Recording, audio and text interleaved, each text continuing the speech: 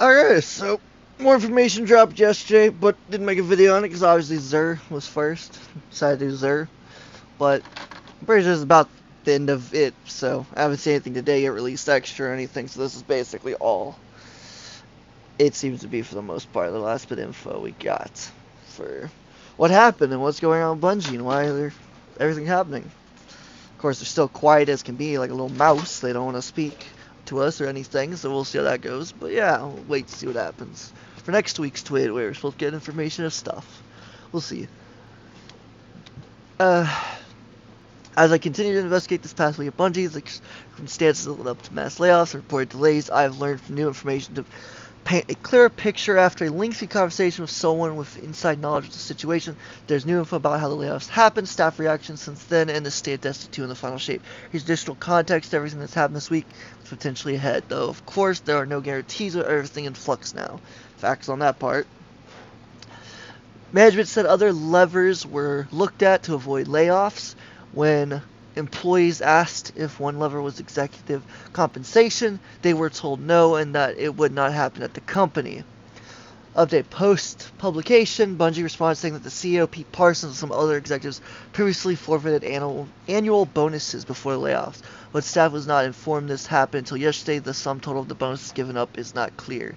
So I want to talk about that at the moment. So they say none of the executives were losing compensation or adjusting compensation, but all the other people in Bungie had to.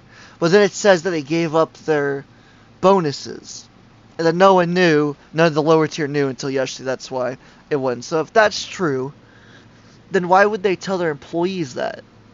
Because that's what it is. They told their employees, and then their employee relayed this information to Paul Tassi, and then this is what comes up. So it's like kind of dumb then. They should have just admitted, yeah, we had it. But at the same time, it's not really a compensation thing when they're losing compensation. Like, the other ones are losing money and stuff, but they aren't.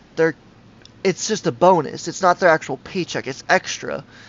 So they give up some of their bonus, maybe all of it, maybe a percentage, we don't know. But they still get their normal paycheck, which is still a lot of money. But then they lower everyone else's. I think that's kind of messed up. But, you know, whatever. Bungie do Bungie at this point. It's just a shit show. Well, next on. Internally, really no one is blaming Sony for this. Even management. Some employees were told that if the Sony buyout did not happen, that with current Destiny 2 performance, the studio itself would have been in jeopardy if they were still independent.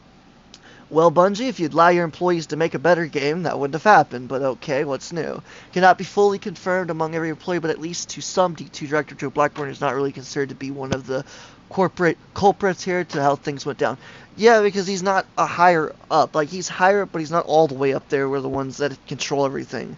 Those ones are up. He's just the one that has to do what he's supposed to do. But even he, certain things he doesn't control. So, I mean, I wouldn't be that surprised about it if he had nothing to do with it. Because it'd be really rare to put a lower end higher up in the position to make those decisions. Usually that's the high end, not the lower high end. So, not really that surprised by that, but that's fine. The expensive new building was a separate project that likely would not have saved jobs given the context of when that was drafted and when work started. Similarly, the $1.2 billion employee retention from Sony was spent long ago, often on buying out employees' shares, which then went to Sony. There's nothing left in that pot to avoid layoffs, which wasn't what it was meant for this late in the transition. I don't understand how they went through $1.2 billion. Like, you have to understand how much that is.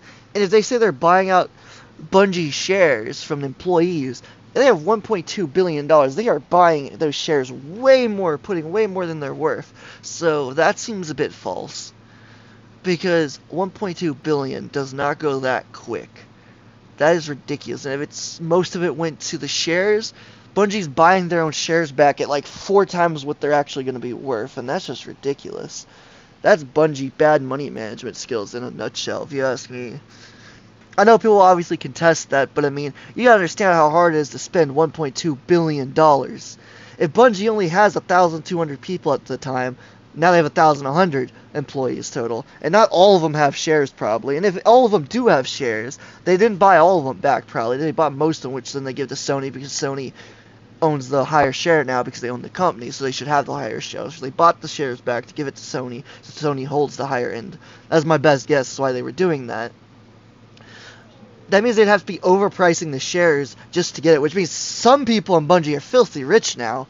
They got a lot of money now, so they're good. And maybe that's the ones that were laid off. Maybe they are filthy rich, but I doubt that because the ones that talked about it said they don't know what they're going to do. They don't have the money and stuff, so I don't know. I'm not sure what that is about. That's a bit weird how they went through 1.2 billion.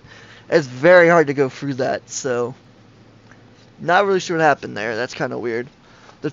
The trend line of spending on the game over time made the current year's revenue estimate somewhat logical, so yes, the 45% miss is important. It was not necessarily some widely inflated projection. However, nearsighted it ended up being, there has been a real damaging drop post-Lightfall in terms of player engagement spending, and Lightfall sold very well. See, that's what I'm confused on, right? So if Lightfall sold very well, right, which it did, according to Bungie at least, it did, I don't get where the problem, like, so this, yes, people buy the individual seasons, buy the new dungeon passes, the items and stuff. Like, people do that. And I know Lightfall was a failure, and a lot of people didn't want to do that, but it's still, if Lightfall sold as well as they said it did, I don't understand where their money is going. Like, legit, their money is just vanishing into thin air, hence the 1.2 missing. They say it went into shares, most of it went into shares, well, often on buying on employee shares. That's still a ridiculous amount of money, like, that just poofed. I think somebody's pocketing some change, personally, and I don't know if they're aware of it or they are and they're trying to hide it, but it just seems odd. It's doing that well. Lightfall sold very well, they said. We remember, I saw the number, it was like 5 million copies or some ridiculous number, and it's like, what the fuck? That's a lot of money. You do the flipping $60 at the minimal all the way up to the, what, $100 one? Actually, I think it's like $70 now for the base or some. That's a lot of money, so I don't know. I don't know where all that money's going, man. I know there's a lot of people to pay, and there's a lot of stuff you gotta buy and take care of, but they seem to be burning more money faster than they have, and that doesn't make any sense. Unless they're not managing their money correctly, so that's weird. But those who made them remain in the company. In fact, hold up. Oh, wait, sorry. Employees are extremely angry with leadership now and have often communicated that publicly in meetings. Bets were made that did not pay off, but those who made them remain in the company, in fact, lost on no one. Yeah, see, that's ridiculous. If they've, like, if one bet, you know, it's a one bet, but if you've done, like, several bets in a row that have screwed the company over, most companies would fire those people in a heartbeat. So this just more confirms to me that these people are definitely corrupt, and it's a group of them corrupt that are controlling the higher ends. And they're just doing what they want, making money, and they don't care about anything else, which is why their company is now about to go bankrupt, figuratively and literally. Because according to them, they would have been really screwed if they didn't get sold out by Bungie or by Sony. So, honestly, to me, it sounds like a whole bunch of horse shit's going on here. And this game is not going to survive long. I don't care what people say. It's simple fact. If they're burning more money than they can make, that's ridiculous. Especially after they got a whole bunch of money from Sony, and they're burning that. That's just stupid, bro. They're wasting money.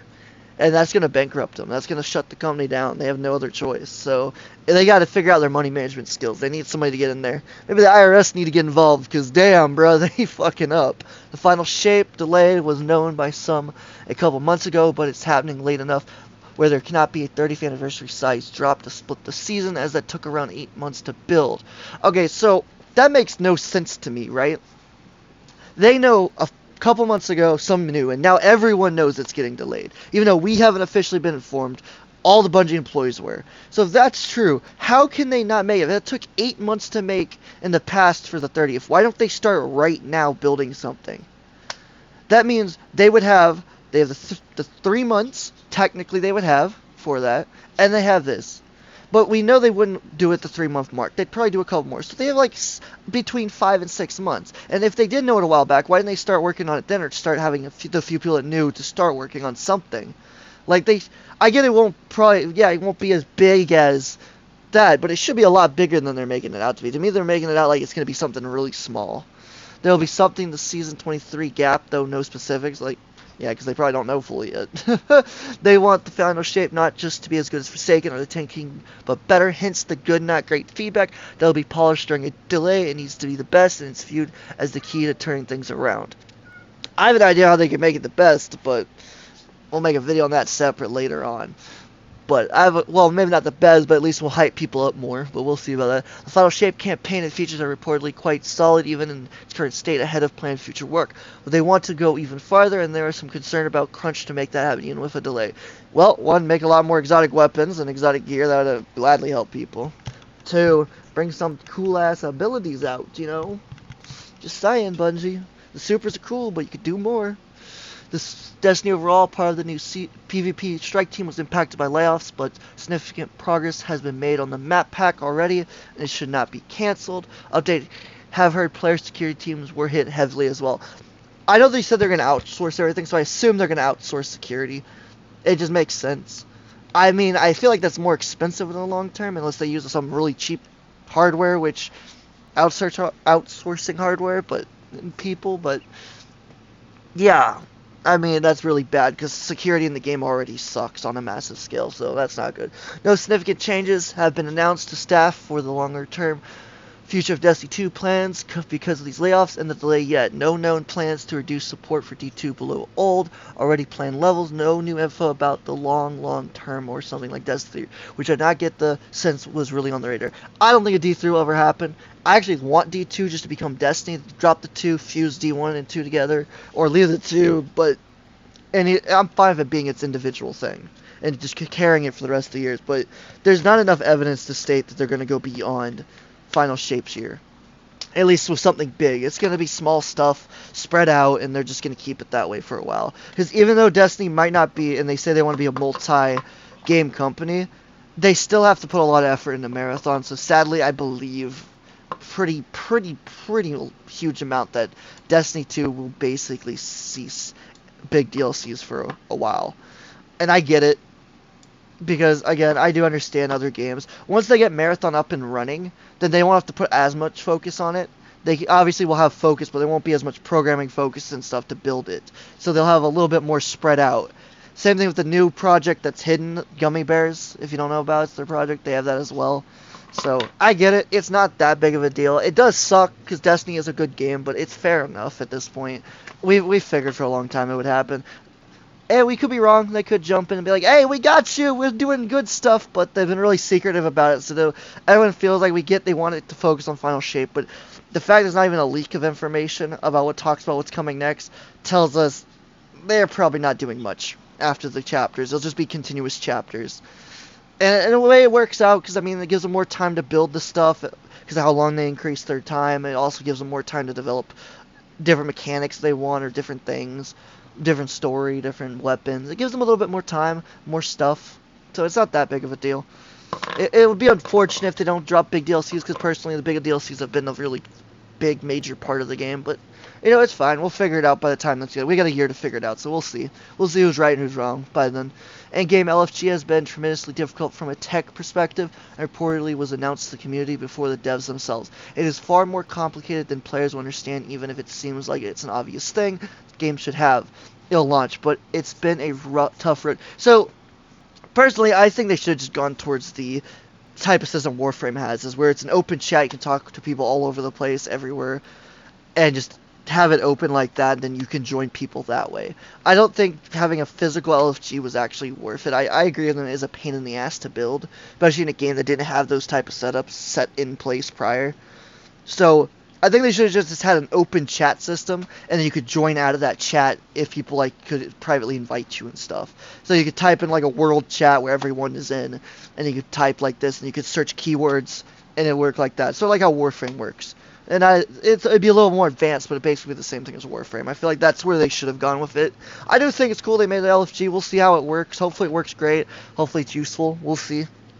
There have been many meetings about microtransactions where many devs wanted to reduce them, but they were always given the reply that they are necessary given how expensive Destiny is to operate, and complaints about new ones don't always reflect reality. Event cards may seem lame, but they sell well, for instance, or you'd be surprised how many people are still buying the older expansions that we always say would be free by now. Yeah, honestly, this surprises me as too, and I actually know this because I've met several people that have bought these old expansions without people even telling them to. They just buy them because, well, one, they think they're getting more for it than they really are. Some of them don't know, and I met people that do know what they're getting, and they still buy it just to have it because they're a new account or whatever. So it's like fair game at that point. Fair game. And the event passes, or event cards, yeah, they do sell like hotcakes. I don't know why. I think half of them are a scam. Like, it's only been a couple that are decent. I did the first year worth of them just because they were brand new. And after that, I'm not buying anymore, but once in a blue moon. It have to be a really good shader or emote or something to want me to give a crap, which it has not been in the last couple, so I've not touched it. The ultimate goal is very much for Bungie to be a multi-IP studio with multiple games and revenue streams, but even if Marathon is a success, there's are likely not plans for some huge mass migration from Destiny team to the Marathon team, abandoning the franchise. I think that's wrong. They don't plan for it, but when a game like, look at Fortnite, when it popped off, they put so many resources into it. It just takes one game to pop off like crazy, and if Marathon somehow does it, which I don't believe it will, but if it does, then it would 100% take a lot off of Destiny. They can't say it wouldn't, it would. They're not going to hire a whole bunch more people unless they make a ton of money. They're just going to move people around or have people split, so it is fair. Like I said, it's fair game at that point. It's their company. I get it, they want to make money. They have to make money, especially now, according to them. They're failing miserably, so... Again, all this seems very self-contained within Bungie, and at least in this conversation. Sony and its own goals, live service plans rarely came up at all, though I don't know what's happening at the highest levels at this point.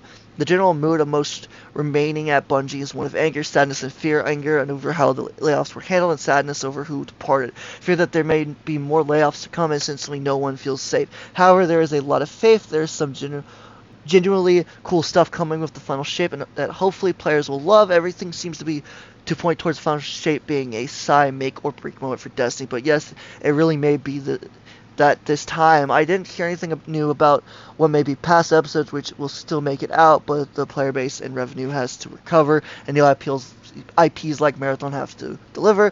It's an extraordinary tough time for those that lost their jobs, clearly, but also for those who remain. Some of the studio believe players actually want them to fail at times with all the negativity, but I don't believe that's true. If the game delivers, it will recover, but the current situation is going to make the road extremely difficult if the goal is to reverse player retention and spending losses. To me, it feels like pinning everything on the final shape is too many eggs in one basket, but we'll see. I have reached out to Bungie for comment. We'll update if I hear back, which he did at the top, so yeah. Mind you, I agree with him. Like, Bungie, final shape is not going to make or break it. It's going to definitely get a lot of people to leave if it's shit. And even if it's good, a lot of people are going to leave anyways, because a lot of people have made it apparent this will be the final DLC they do. And a lot of people don't believe they will, but trust me, there are plenty of people that would stop in a heartbeat. There's plenty that have said it before and have actually done it for tons of other things. So it wouldn't be that surprising. There's only a select few that would 100% say no matter what, and there's a slightly bigger ones that would stay if it's good. So it's just kind of in a weird spot right now. It really just depends on what's next. People are upset about a whole bunch of things that's missing, that's not being added, and there's no hate towards the people building. There's hate towards the people who are mad towards the people that are in charge that aren't letting the people that are building the game actually build the game like it's supposed to be. And that's where the hate and the anger goes towards. And yes, they take the brunt sometimes, the builders do the game, but it's not actually on them. You know, I understand that. It's on the people above that won't allow them to build. And that's the truth to it. And there's no ifs, ands, or buts of that. They make the final decision on everything. So if something doesn't get in the game that should, it's on them. But as a whole, I think this is pretty interesting. I mean, it's sad that a lot has happened. It's wrong how Bungie did the layoffs. The layoffs were never the problem. People seem to still be a misunderstanding what the problem is. It's not the layoffs. It's how they were done. They were done in such a fucked up manner that they screwed up a whole bunch of things, caused a whole bunch of issues, and then Bungie doesn't even care to comment on or admit they fucked up. They want to keep it quiet under wraps and try to act like it didn't happen. And that's stupid, because every other company in the world does layoffs and has no problem saying, we did those, we have no problem with those. We get layoffs have to happen, especially if the company is fucked up that bad. But at the same time, if you're trying to hide it from your own employees, when your employees can see what's happening, then you've caused chaos in the workplace that shouldn't have even happened. You didn't let them prepare, you didn't let them set up anything. If any of them was in the middle of writing something or doing something, now they have to give it to someone else, but the other person didn't know that was happening until after they disappeared, and they're like, wait a second, where are our people at? Wait, what were they working on? Where's their work? Where's their stuff they were working on that we need to continue? Like, that's what I mean. Like, there's issues with that. There's a huge gap of issues. So, good job. This, I hope, if anything else comes up, I'll cover it. If this is the last thing, then that's the last thing. If you enjoyed the video, enjoyed my opinions, or you have anything to say against it, go ahead and leave a comment, leave a like, subscribe if you enjoyed. I appreciate it. Thank y'all. Y'all have a good day.